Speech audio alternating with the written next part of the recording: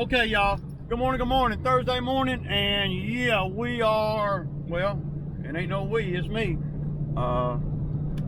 So, going over to the bamboo site. We got some stuff over there we're gonna do. We're probably gonna get a fire going.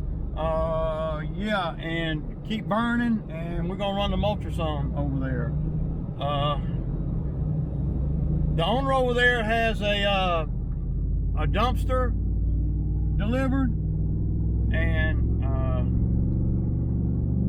well, there's a lot of trash around there we're going to pick up and pull out of the woods. I ain't talking about tree stuff. We're talking about metal and just trash, so that, and a lot of stuff in the burn piles that we're going to have to sift through. So yeah, so at looking at that video yesterday, that mulch is really something, man. And if my machine was more powerful, it would even be more of a beast. But for what it is and what my machine is, I can make money with this thing. I really can. Not only can I make money, but I can also I can save a lot of time on some jobs, right? Like there's a job where a dude wants me to remove a bunch of hollies, right? And they're out by the road. I could literally go into those hollies with that mulcher and I could take them all the way down to nothing. And I'm talking about in no freaking time. So there's, it definitely has potential, man. And again, I don't really know the right way of doing everything. And,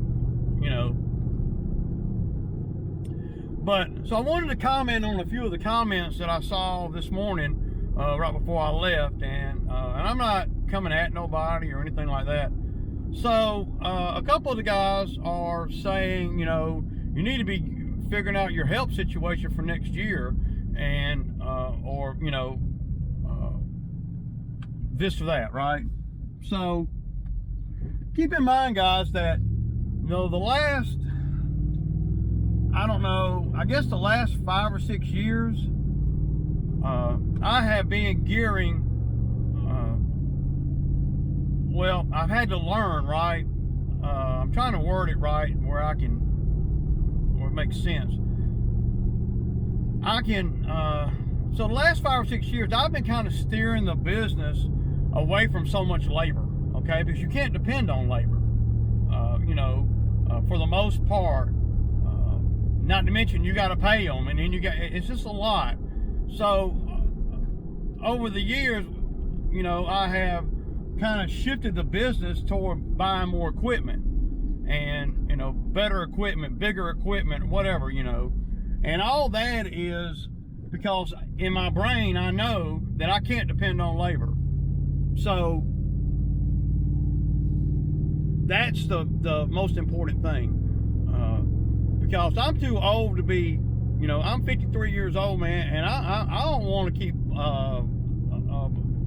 playing with the labor. And I'll tell you this, I'm not gonna go too far wide and deep to find labor either, because it's just a big waste of time. I have discovered I may have a guy that will help me some during the summer, but I'm probably going to end up dropping a lot of customers this year. So I'm gonna be hiring somebody, and we're gonna try. And I don't know, I don't know how it's gonna go. I got a feeling it ain't gonna go well. That's based on my experience. And I'll pay a qualified guy that's trustworthy and reliable. I'll pay him top freaking dollar, man. I guarantee you my pay will compete with anybody else's, or be more than anybody else's. Because see, I don't have a lot of overhead. So if somebody goes to work on a truck somewhere and they have the ability to drive a vehicle, and of course you got to have some basic fundamentals, right? I'm not gonna hire a guy and put him in the freaking truck and tell him to go. No. And I'm not going to spend my winter freaking, you know, at least up to this point, trying to find a guy that I can't keep busy for the next 6 months, right? So I'm going to have to wait until after the new year to even contemplate hiring somebody. And well, Ray, man, that's that you setting yourself up. Yeah, okay. Say I hire somebody tomorrow. Okay, nice, good, qualified young man that needs to check and, you know, blah blah blah. What are we gonna do? I mean, you know, and I'm not gonna hire nobody that ain't got no experience. I don't know. You never know. Got to have some experience in the game. A couple of basic fundamentals they must have. Number one, they got to have a driver's license. Number two, they got to have a cell phone, and they got to have the ability to get, well, they need their own vehicle. I'll go on as far as to say that. So I'm not going to be relying on anybody that don't have a vehicle, me having to go get them and all that crap. I'm not going to do that. You know, so I don't know. But my boy Francisco said that he'd come out and help me some. So, you know, maybe I can get away with just having, you know, I mean, at the end of the day, I could probably get away with somebody like Francisco that's got another job, that, you know, that knows their way around and that kind of thing. That knows, you know, what the properties are and everything. And because, see, unlike some of the guys I've had out here in the past, if I get one good guy that's efficient and does things like he's supposed to, then, I mean, I won't hardly need nobody else. Just one good guy that's efficient. Not one good guy that, you know, where did you go, George? You know, and all that. And I'm going to pay accordingly. So, I'll get some help if I want. If not, then what I'll do is I'll drop customers. I'm okay with that now because I have a lot of other equipment now that I didn't have to begin with. And there's some of the customers that's on the chopping block anyway, and there's some of the customers that are moving and everything too. So these properties that I'm going to that are far away, I'm going to stop doing that. You know, I only want to do, you know, certain properties. Now, I'm not going to say what I'm going to do now because, well, at the end of the day, it's redundant because that could change. The customers that I drop is dictated behind where they live, and what other customers drop me or move, die, or whatever, right?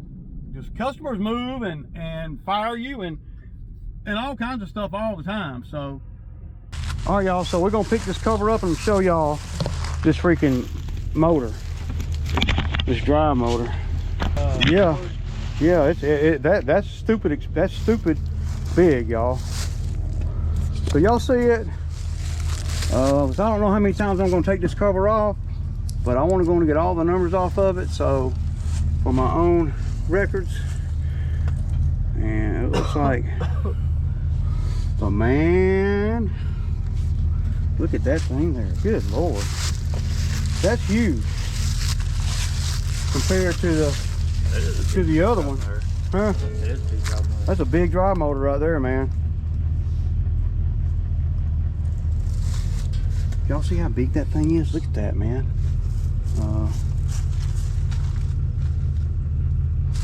That's what you get though when you buy the best.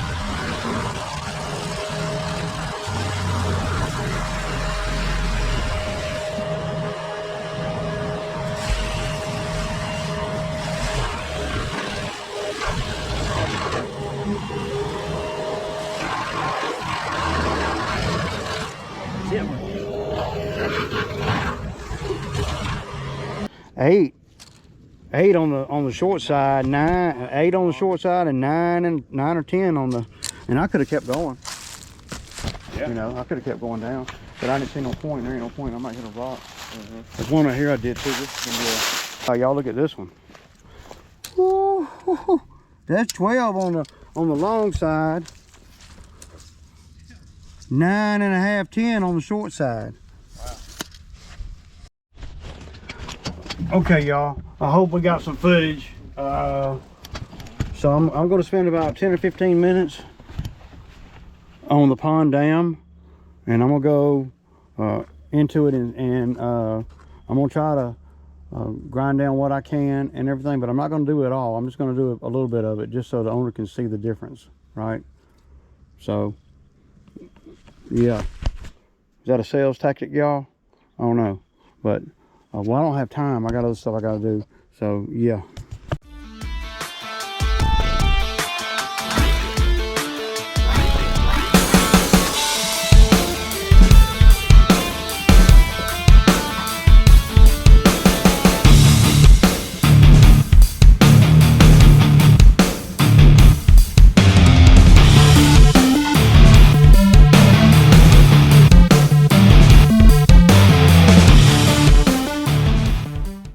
Y'all, so y'all saw what we got done, man. We, you know, made a few $100, you know, not a big deal. But y'all have seen, I don't know if anybody notices this, but I have, and I didn't really even think about it, but y'all notice since I got this new machine, I'm doing a whole lot more Bobcat work. Y'all notice that, right? Because I know this machine's not going to break down or blow up, or, you know, me have issues with it that I can't overcome, right? And still make money with it. I'm mere nature. I'm going to go where the money's at. That's how I roll, man. I'm built like that. I'm always going to go where the money is. Now, you've got to overcome some things and prepare, you know, to be able to get a machine like this, and you know, be able to haul it around and all that. But you notice that since I got it, I have been working it pretty regular, I'll say. Pretty regular.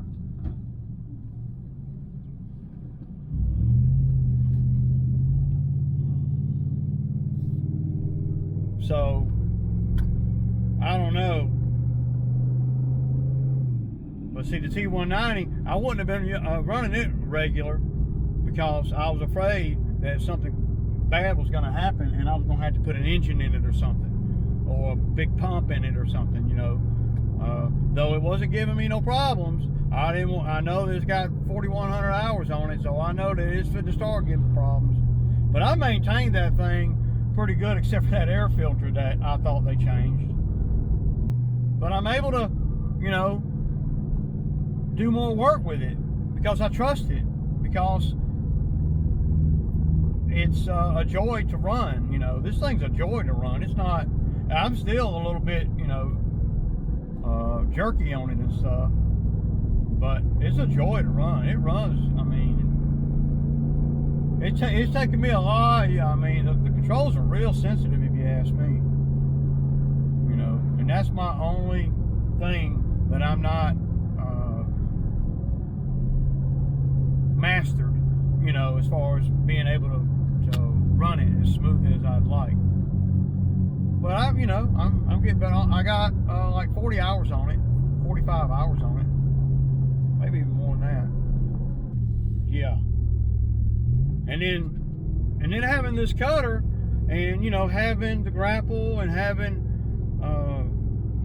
the power rake, and having post hole diggers and a smooth bucket and a tooth bucket. Oh my God, man! I mean, I don't know what I can't do as far as equipment wise, right?